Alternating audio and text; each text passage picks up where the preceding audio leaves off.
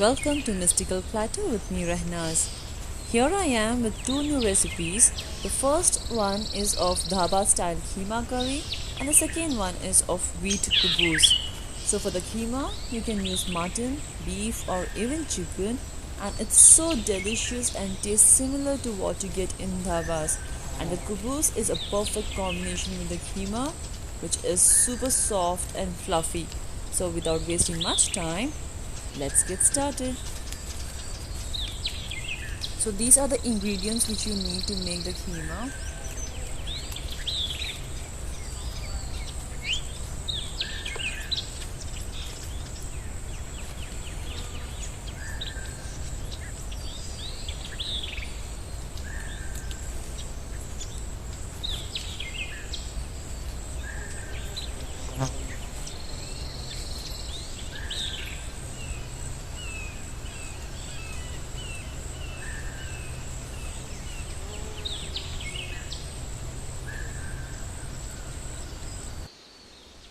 Now add a piece of butter in a kadai and add the whole garam masala and saute it well.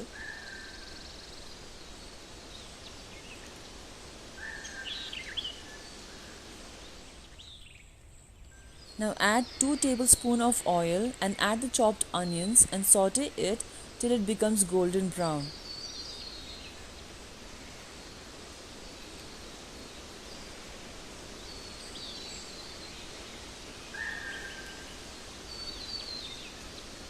Into it add ginger and garlic paste and roast till the raw smell goes away. Now add the split green chilies and then add the chopped potatoes. You can also add capsicums or peas too. It's just optional. Now once the potatoes are half cooked, add all the spice powder and add the remaining butter and saute it till the raw smell of the spices goes away and it's cooked well. Into this, add the pureed tomatoes and cook it till the smell and the taste of the tomatoes changes. Add half of the coriander to it and keep sauteing it so that it doesn't stick to the bottom of your pan. Now to this, add the washed keema and salt and mix it thoroughly so that it gets combined well with the other ingredients. So if you're using mutton or beef, there will be a lot of water coming out from the meat itself. So you don't have to add any additional water to it.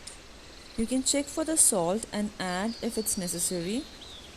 To it, add half cup of water and close the lid and cook for around 20 minutes, depending on the kind of meat you have used.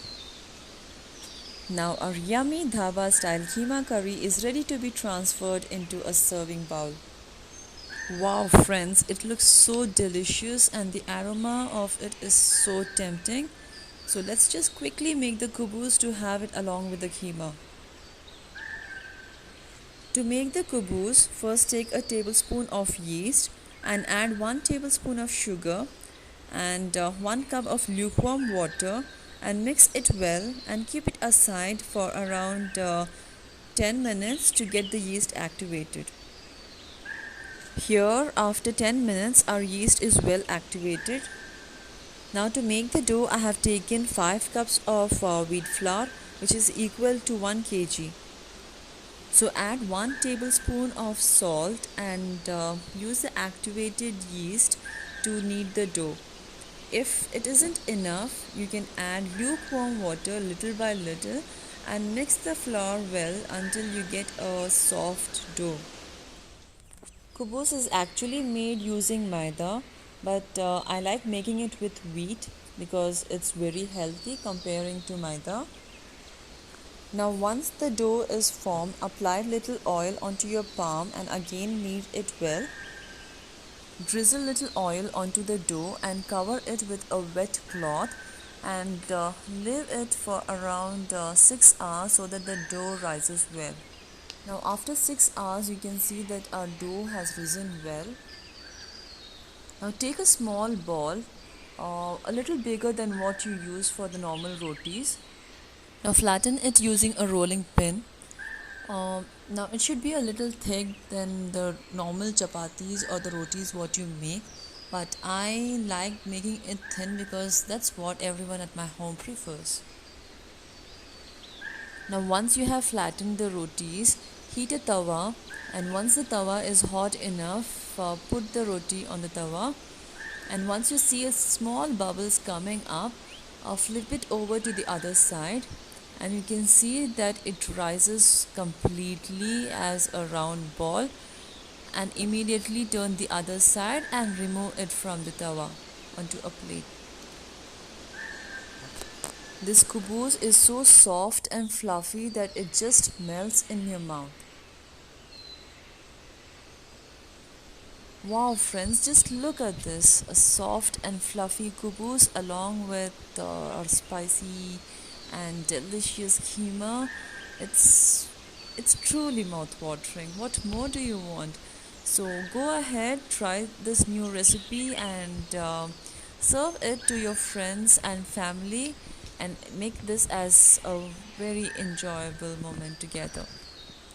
I hope you enjoyed watching this video. So do try this recipe and leave your feedbacks in the comment box below. So until my next video, stay home, stay safe, and take care of yourself. Please like, share and subscribe and hit the bell icon to receive notification from Mystical Platter. Thanks for watching.